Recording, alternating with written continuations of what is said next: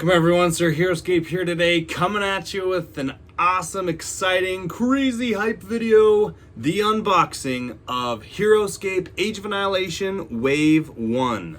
Yes indeed, you are going to witness my unboxing of Age of Annihilation right here, right behind us. Big old box from Renegade. Thank you Renegade Studios for sending some product for unboxing and review. We're going to dive into it today. Let's not wait any longer. I am super stoked. Just got this box and ready to dig in. So let's get our first impressions, excitement, and all the things. Let's go do it together. All right. See you on the other side. All right, and let's dig into the Master Set Premium Painted Edition. Let's take a look at that and unbox that. Okay, here we are. Some pretty cool art on the front. Premium Painted Edition. That's a sticker on it. So let's see, Prepainted Miniatures, 20th anniversary. Awesome. Looks great. We've got some figures being shown here, just on the bottom. What's here? Just got some more art on the side. Cool, cool. What do we got here? Just showing some of the figures. Very cool. And yeah, more art there. Okay, cool. All right, now for the back. Let's see, fully compatible with all Heroscape Master Sets and expansions. That's important for people buying it. Components, easy. Players 2 supports 4 players with the use of the battle box or master set. Okay, so that seems to be standard verbiage, as they just start with 2 and then say qualifying statement that you can have more. 9 exciting scenarios, 4 brand new battlefield designs. Okay, battle for all time, blah, blah, blah, blah, blah. Cool. All right, well, let's get into it, huh? All right, so let's just tear off this plastic here. Okay, I brought a knife for a reason. Okay. Alrighty. Let's see here. Tearing off the plastic. Okay, so just like the battle box. Oh, actually, no, not just like the battle box. This has a, oh, that's right. This has an insert. Oh yeah, very cool. Very cool. Okay, so create a world of epic warfare. You've got some cool art here with the inlay, or the insert. It shows some of the cards. Okay, cool. Nothing too gnarly. I mean, it's pretty straightforward. 20 painted miniatures, 7 trained packs. Okay. Yeah. So cool. Inserts are awesome, just like the original. Super fun. Let's dig into it. So where do we open this? Okay. So it looks like this has a tab, just like the battle box did. Okay. And let's see if we can get this all out. Okay. Oh my. Wow, here, let's change the angle here. Oh man, this is tight. Ugh, you gotta use a little bit of muscle to get that out. Okay. Wow. All right, what are we looking at here? What are we looking at? Wow. All right, let's just start digging in here. Oh my gosh. Whoa. This and the bear miniatures are massive. Again, let's compare, please. This is Raylan. Let's see, base size. Oh wow, okay, so it's same size, a little bit smaller. Whoa. This figure is so big and just thick. Wow. Okay. I love it. Super imposing. I love how big that miniature is. Wow. Yeah, that's awesome. I mean, very cool. You've got kind of the, however, claw, hyper, I don't know what that is, device. Very cool. Shoot. Love it. Okay, sweet. First one down. Loving life. Let's see here. Let's just stick with the bears, I guess. Let's go into the squad here. We've got 4 of them. And again, look at that size. These are just massive figures. So let's again compare to Raylan. I mean, they're just so big. I mean, they're thick, they're heavy, their bases same size base. Golly. I mean, in terms of height, they're almost about the same height. They're obviously taller, but just thick and big miniatures. Love it. Super imposing.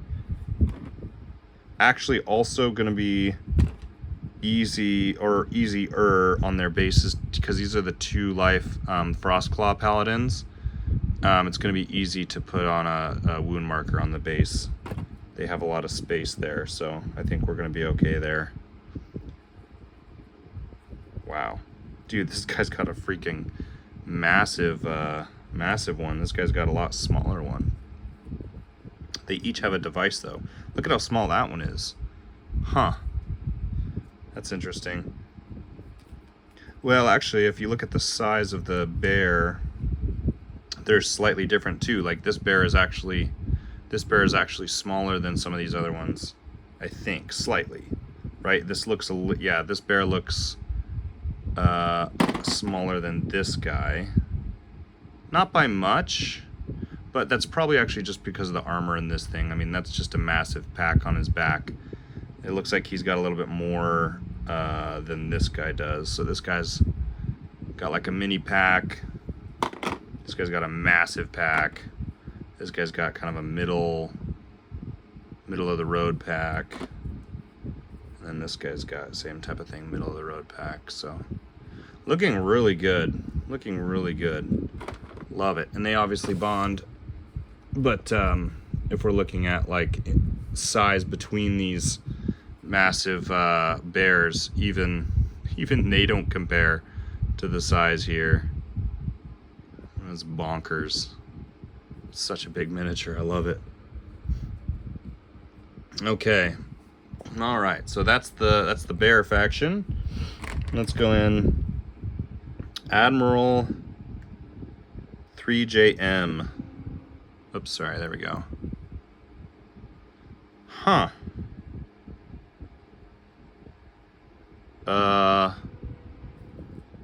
Not gonna lie. The gray kind of looks unpainted. I can't tell. It kind of looks like right now this guy looks kind of like just gray plastic. I don't know. Like it doesn't look as metallic. See, like this looks metallic. This is gray. So I don't know if that's supposed to be the same color as this because it's not. So maybe that was a paint job. I'm not exactly sure. I really don't know. I'm not sure if I'm seeing an unpainted or unfinished version of the figure because this just looks like it's again, it looks like it's just gray plastic in like here. This all looks like gray plastic. I'm not seeing paint.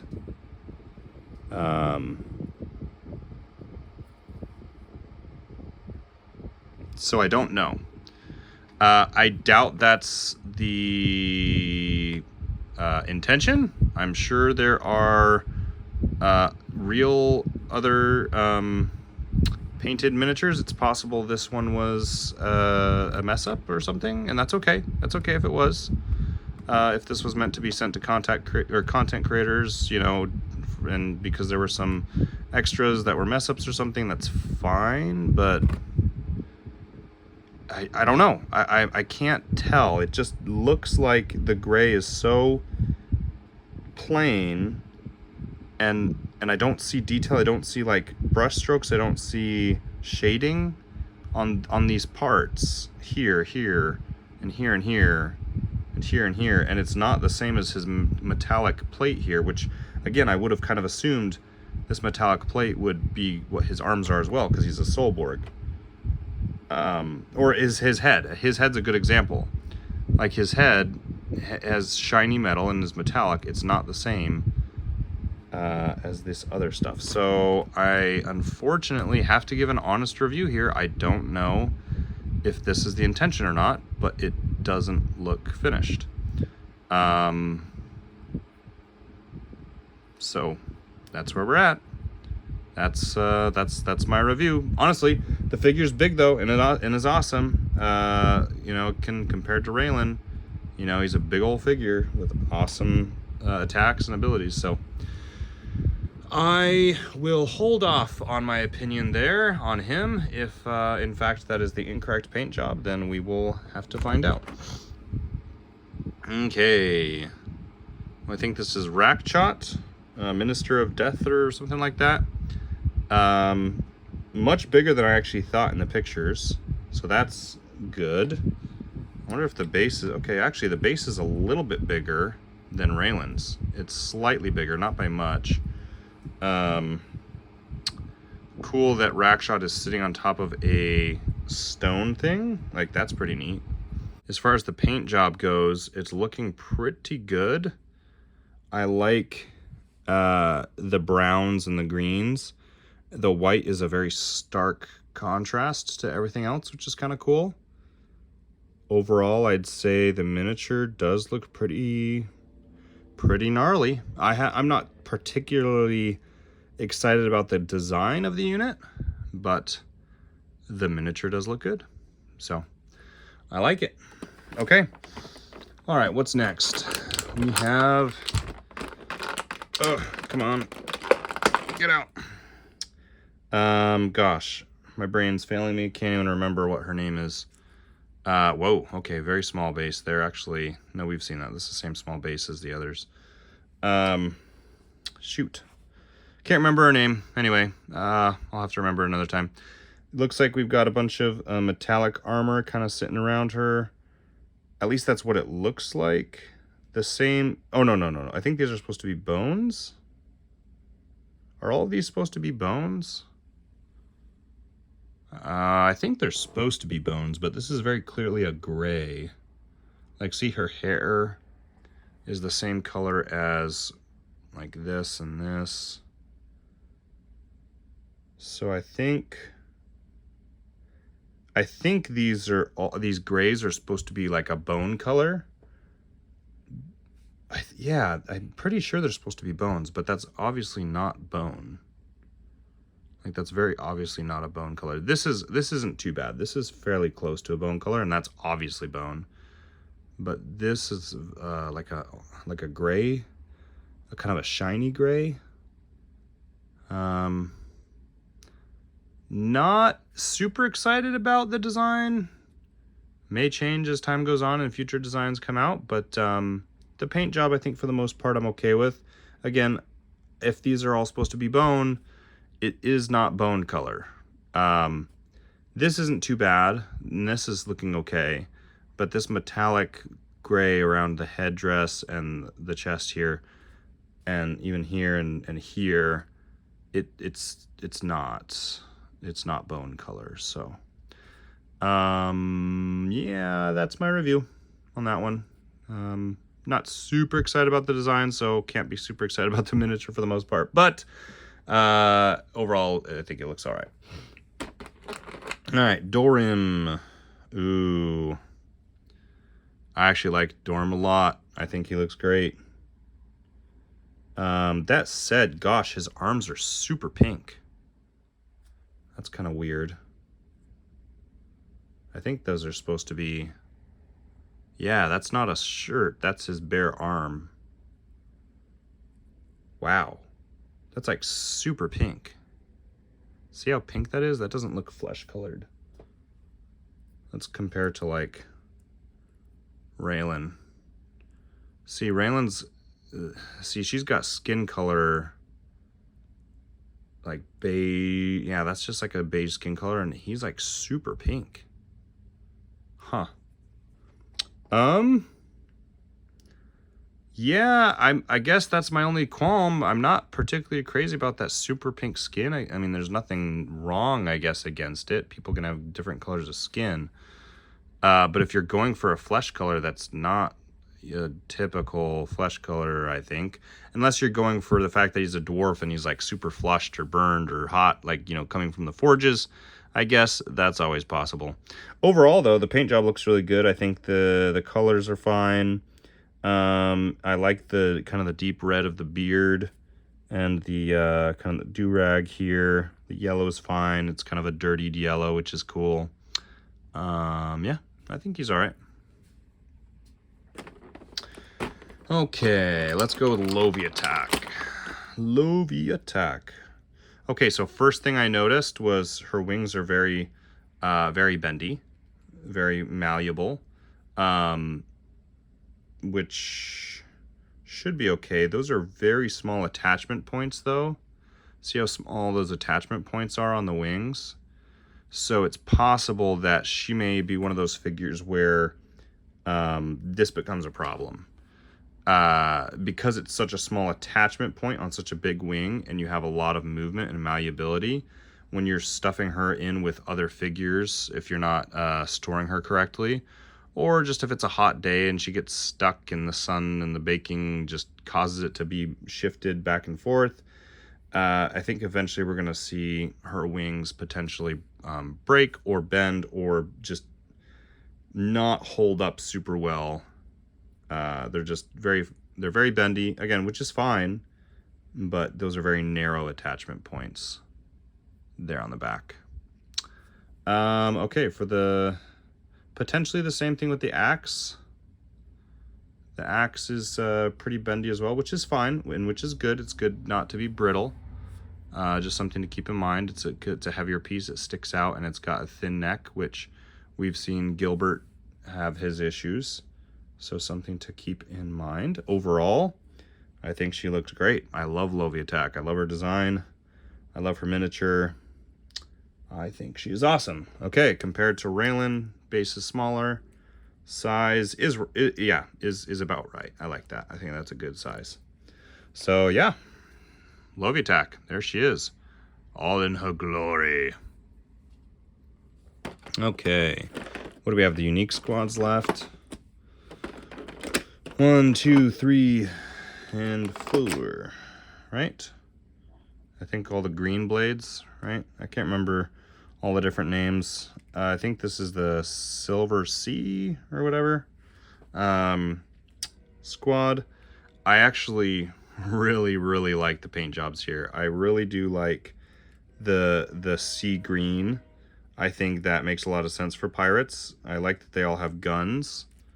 The green blades are freaking cool. I think that's pretty cool. They're like a kind of like a plasma pirate green blade, which is pretty gnarly. Yeah, I think these guys are awesome. I think these look really cool. Very highly detailed, good sea green colors, and I like the overall theme. I think they're painted well for the theme that they're going for. Yeah. Yeah, this is a very cohesive unit. I think the name, the design, the miniatures, and the paint job all really come together. Yeah. That's looking really good. Yeah, I'm pretty happy with that. I say heck yeah. Okay. Now we're on to the other pirate squad. Oh man, this guy's a little bit harder to get out. Okay. All right, so these guys are kind of all over the place. I think this is the varied squad, right? The different species squad. This looks like a elf. This looks like some sort of alien. This is obviously some sort of humanoid alien. And then this looks like the same species as this blue lady. So got a varied hodgepodge of species. Overall, I do like that their paint jobs are consistent across their bodies. You'll notice that the browns and the reds show up on all of them, and so you do have a cohesive unit here, and I think that fits. I think even though there's different species, I think that fits for them to have different species but a good cohesive paint job. Okay, here we've got looks like we've got wound markers and black markers and bright red markers. Not really sure what those are for. We've got glyphs. Wow, quite a few actually. So let's take a look at these. Okay, glyph of Zenithrax vines. Well, that's for Zenithrax, we knew that. Glyph of Mighten Soul, massive curse. Yep, we've seen that before in the original box. The glyph of Zenithrax vines. Glyph of Dagmar, we are familiar with that. Glyph of Brandar, we've seen that. Glyph of Feleron, glyph removal. Yeah, so basically this one is you grab the glyph and then you can just remove another glyph, which is interesting. Not really sure how balanced that is yet, or whether or not it's even worth playing with. Another vine glyph. Glyph of Rainvig, so wind. So basically you grab it and you can no longer fly. No one on the map with flying can use their flying ability. Glyph of Hawkland, healing. I believe this is once you grab the glyph, you can distribute up to 3 healing wounds on your army, so you just take 3 wounds off. Glyph of Quillivan, sudden movement. You get to choose up to 3 figures to move 5 spaces as soon as you take it. It's a temporary one-time use. And Glyph of Eudukia, disengage. Basically, you grab this glyph and all your units now have the disengage ability, which is quite strong in the right scenario. So some good glyphs there. Wound markers. So that's all part of the contents. Dice here. You're looking at, let's see, 8 dice and a d20. There's nothing too special about these. We've seen these before, but just worth noting that the symbols are updated and do not match the originals, which is fine. Personally, I prefer the original logo for the skull. This one's a little bit more uniform, which is fine, but I kind of like the asymmetricness of the other one. That said, I actually do prefer the new shield symbol. I think it's significantly better. So, worth noting, it comes with combat dice, so very cool. Comes with order markers as well. Order markers here match the same exact size as the originals, but the numbers are slightly larger. The 1 I think is the same. The 2 and the 3 and the X are slightly larger than the originals. And these are all purple order markers, which I really like purple, so I'm happy. And it looks like it comes with 2 sets. So 2 sets. Okay, let's keep moving on. All right, so we got to take out the Zenithrax wings, because that is going to be a beast. So we're going to remove the top. Let's go to Zenny here. Zenithrax is our massive, massive dragon. Oh my. Oh man, this figure is so big. Okay, so it looks like we literally just yeah, okay, nice. That actually fits in really easy. Just push it right in.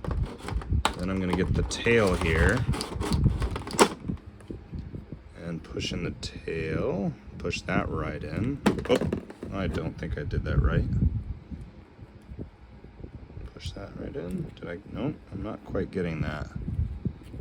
Let's see. Push that in.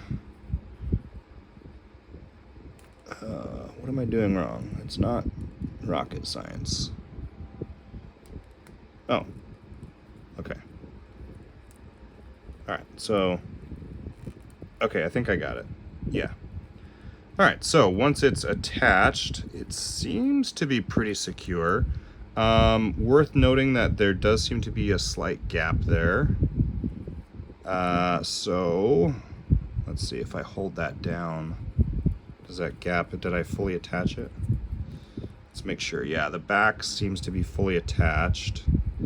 The tail, is that fully attached? Yeah, I think the tail's fully attached. Yeah. See, it's pretty seamless there. Okay, so everything's attached. There does seem to be a slight gap here. Not a huge deal. If it's really a problem for you and you can't stand it, then you could always just consider permanently gluing this figure. That just may cause some issues for you transporting the figure. If I'm like holding that down, you know, it's not really a big deal. You can't really see, can't really tell. All our other dragons we have to do this for, you know, adding in the wings anyway, so it's not the biggest deal to have a little gap. The figure is massive and beautiful. I noticed there's quite a bit of detail around the chest and the wings and the head. I'm noticing it's pretty plain near the palms here. Nothing's wrong with that. It's just you get a lot of detail up here and up through here and see all this dark, but then you get really kind of bright arms with limited detail. I don't know if that's supposed to be like an accent, if that's intentional to really accent the arms versus the chest, but I kind of would have expected more like uniform detail, but maybe that's the point. Maybe they want it more of a gradient color, right? So you have kind of the bright arms and then you have a gradient towards the deeper, darker chest and head.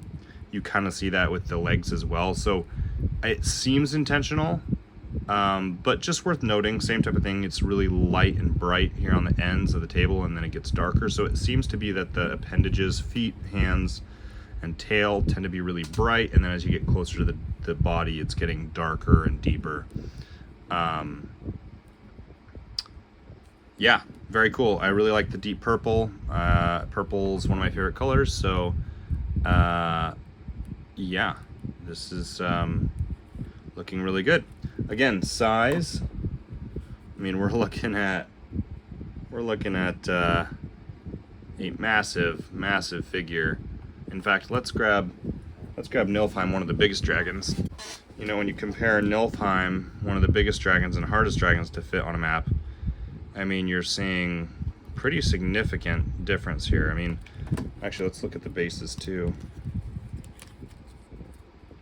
Bases are exactly the... Zenithrax is a little bit bigger, just a little bit bigger. But overall, just a big, imposing dragon. Massive. Oh, that's awesome. Okay. Sits well in a hex. I'm not seeing any imbalance issues with the sitting, so that's good. Okay. The wings are very far forward. Nothing necessarily wrong with that, just worth noting that they're not sitting back like a lot of the other dragons. So they're not going to get in the way, I think, as much, which is good. That said, the tail will have plenty of issues on its own. And, okay. Very cool. All right. All right, what are we looking at next? Raylan. Oh, my gosh. This is awesome. Oh, man. Raylan on a freaking tiger tour. Tiger tour, I don't know. I don't know what you call this. Chimera? No, I don't think it's a chimera. But, gosh, this is a big figure too. I mean, if you're even just comparing her to something like Krug. So Krug's, don't mind the paint job. I got this, like, look at how big this Tigator thing is compared to, like, Krug, who's actually huge. He's a huge figure. Let's see. And it's got a bigger base than Krug too. Wow. Yeah, that's a significantly bigger base. So, I mean, you're looking at a pretty large figure. The face, does she have a face plate? I can't tell. I thought this was just a helmet and that was her face, but it looks like her face was painted silver as well. So that might just be a miss on the paint job, because they might have just messed up and done her whole face silver. Because it looks like it's a full faceplate if it's all silver, but I don't think it's supposed to be. Anyway, spear, movable, bendable.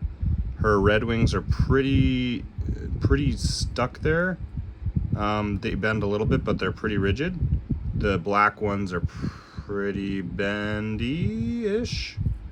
Tail, pretty good. The figure itself, this figure is a solid figure, the tiger figure. I mean, this is a hunk of plastic. This is a figure. And if you compare it with the original Raylan, significantly different. In terms of size of figure, though, they did about the right proportions, I'd say. So overall, pretty good. Yeah, but Raylan, Age of Annihilation, loving it. Looking great. Okay, now looking at terrain.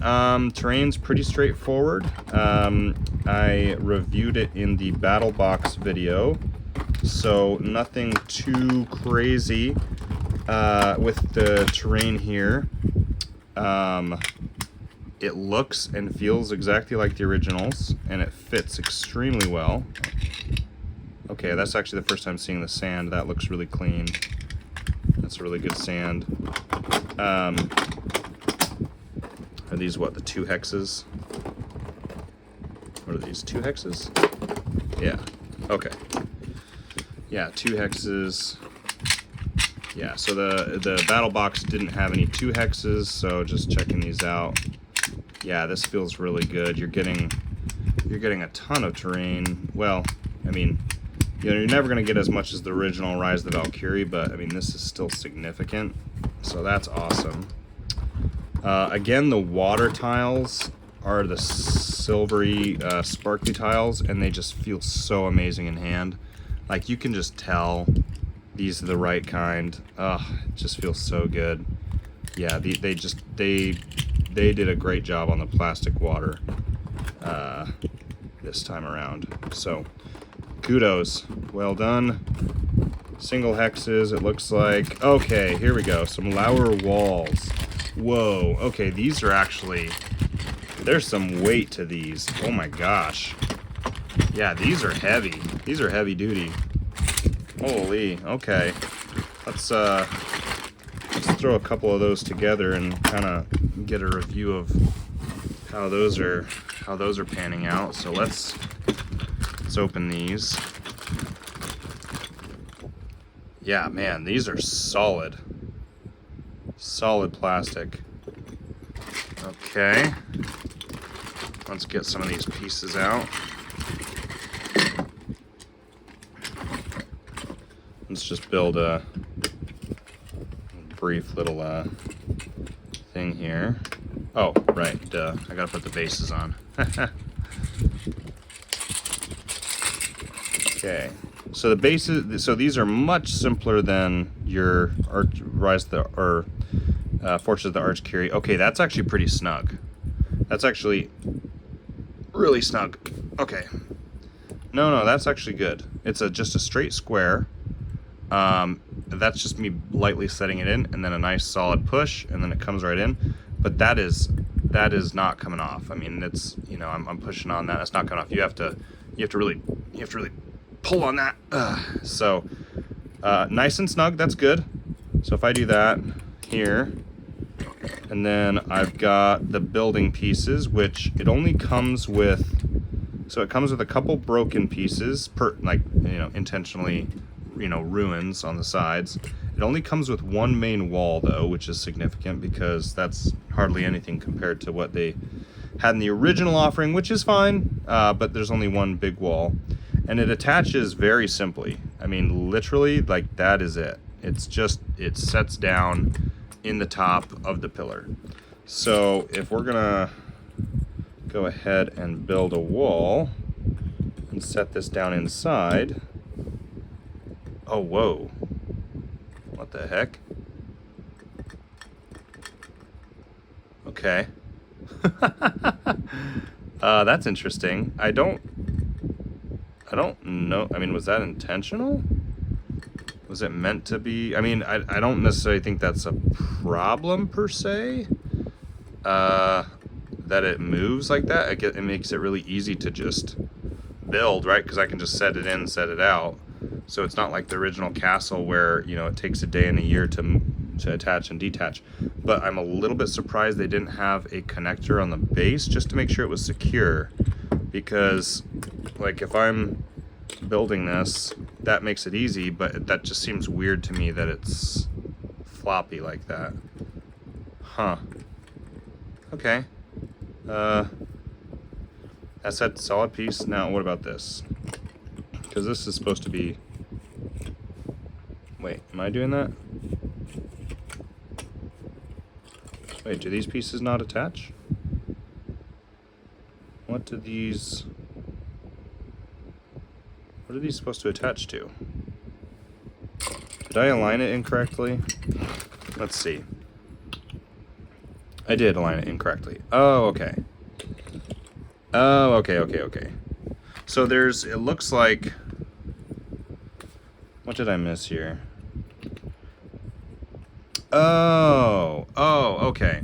So, notice, so there's a different side attachment for the flat side and for the angle side. And I didn't realize this. So when I was just now trying to attach it, I was like, why isn't this working, right? Because I was like, I can't attach it.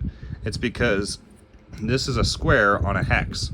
So this side is going to be on the angle side, and this side is going to be on the flat side. So if I'm trying to attach two flat sides and this one small insert like this, then it requires that I rotate it to the flat side for each side. Whereas if I'm trying to do it, well, let's see. Well, so what happens if I want to attach it? No, I guess I can't do it at an angle. Can I? No. Wait, so am I able to attach it across like this? Oh, okay, I see. So the only way that you can attach it diagonally is using the big piece. Okay, that makes much more sense. So this big piece is the only piece that you can use to attach across using the angle side. See? Across this this orientation. Whereas any other position where you're like this, you can't use the big piece, right? So you have to use one of the small pieces to fill it in like that. And then what you can do is you can just keep adding more walls. So you can actually extend the wall with a bunch of little pieces. Now, I don't think we're going to be able to add... Now, if I go like this, can I do it that way? I could. So, like... It's like if I had this piece... So if I had this piece, and I go like this... I attach this. Okay, cool. Yeah. So see, you can do some cool orientations like that still. Where you have one long piece across the kind of the gap here between hexes, but then you can build it with these smaller pieces between adjacent hexes. Okay, and that's really cool. So the other thing you can do is add like a ruined piece. So let's see here, if I'm going to add in a hex here, and then I add in just, well, let's see, like that, I guess. Oh yeah, okay. So it just adds a little bit more flavor. So yeah, exactly. Look, so it's kind of a cool effect where it's like a full wall, but then a ruined wall on each side. And you don't even have to have anything here. Like I don't need another wall here. It's just a capper. And that still allows someone to be on the tile, but just adds a little bit more flavor and line of sight blocking, you know, to this hex over here. So, okay. Very cool. This is good. I think this is good. And obviously you can just use these as solo pillars to just kind of be line of sight blockers. The original intention, I thought, was to have these buildable on top of each other, but that doesn't seem the case. So we might see something with that later. But okay. But yeah, these are super solid. Like these are solid pieces of plastic. You know, pretty high quality, I'd say, in terms of overall durability. Really easy to put together. So super happy about that. I think that's awesome. And yeah, let's move on. Let's put those back in.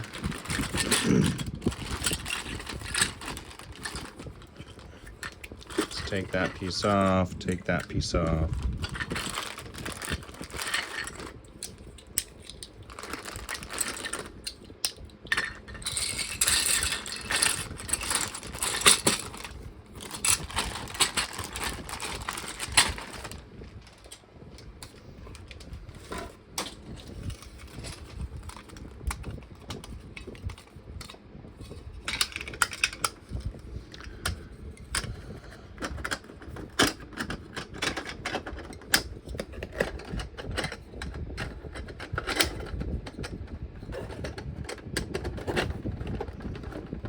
Okay, well, let's, we've seen the kind of the basic terrain.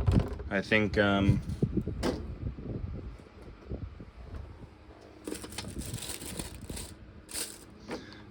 kind of the basic terrain. I think we've got just kind of the final pieces here. We've got, oh, that's kind of cool, tissue paper. That's fun. All right, we've got the cards, the army cards.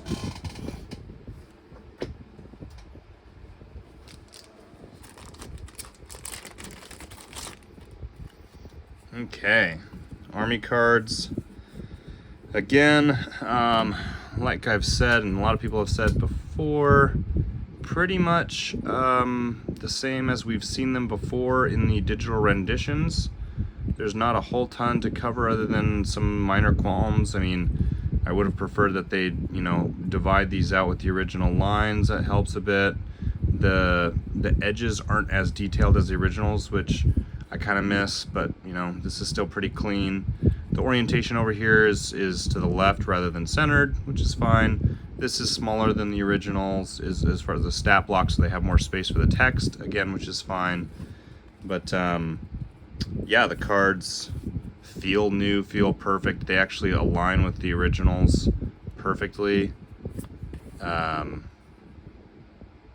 3J1M, his arms are supposed to be pretty metallic, I think. So I'm not sure about that paint job, whether or not I'm right or wrong. It just, again, it just didn't look painted, so I don't know. I'm not sure. Yeah, cards are looking really good. Really clean. Interesting choice here. This is not, it's, well, I was gonna say it's not the paint job, but it kind of, I mean, there's some reds here at the top. Definitely darker than this, but you know, again, these are just digital renditions. It doesn't have to be exact. Yeah, these are all supposed to be bones, but it does show gray. So maybe not. Maybe it's not supposed to be bones, or maybe it's painted bones. I'm not really sure. Knight Irene. That's right, I forgot her name, which is why I didn't say it. But again, that miniature is just so massive. It's freaking cool. Dorim, Zenithrax, loving it. Summon Vines is such a strong ability. The Knaves of the Silver Scimitar. Exiles, okay, yeah, we've seen those. Okay, sweet deal. Cards are in. All right, we've got, again, more terrain, which is seamless with the originals. Feels amazing. Nothing crazy there. The only major thing that I wanted to point out with the 24 hexes that I pointed out in my other video is that these are like extremely deep, like clean edges.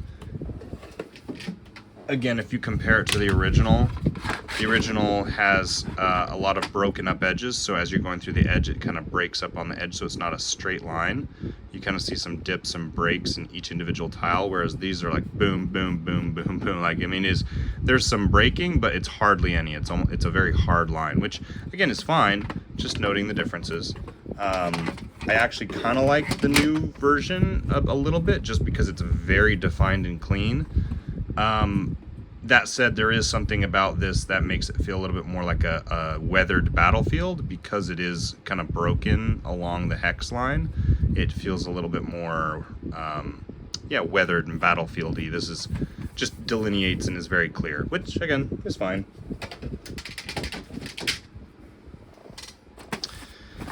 Okay, so we have the terrain there. We've got the castle walls here.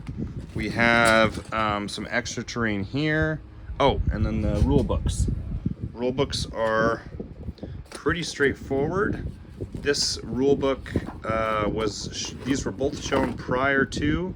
Oh, awesome. Game contents. It does show how to assemble. It talks about the bios and scenario play. Talks about the bios for each figure. What the glyphs do, that's good. How to build a map, the different scenario maps. Okay, that's good. Honestly, yeah, very detailed. Very detailed. Okay, so I think this is all just scenario maps the rest of the way, right? Yeah, these are all just the rest of the scenario maps. Okay, so that one's pretty straightforward. Contents, scenario maps, and basically just content, you know, questions like bios and glyphs. And then the actual rule book here, I think this is just the same exact one as in the battle box. Yeah, this is just standard issue stuff, right? So we've seen like 95% of all these rules can be found in the original Heroscape rules. You know, they're showing examples of how the different rules come into play and in what situations. So relevant stuff, but you know, not worth me going all the way through and specifically talking about each individually. But yeah, so this is cool stuff. So unboxing of Age of Annihilation Master Set 1 is complete. All right, well, I hope you guys enjoyed that. That was exciting to unbox the Age of Annihilation Master Set 1 and kind of look at the context, do reviews of the miniatures, the you know, the terrain, just the different aspects of that. Was super fun to unbox it with you. Stay tuned and go to the other videos, the other unboxings for the unpainted versions, as well as the battle box and Takala. So see you there. Thank you guys for watching. See you guys next time.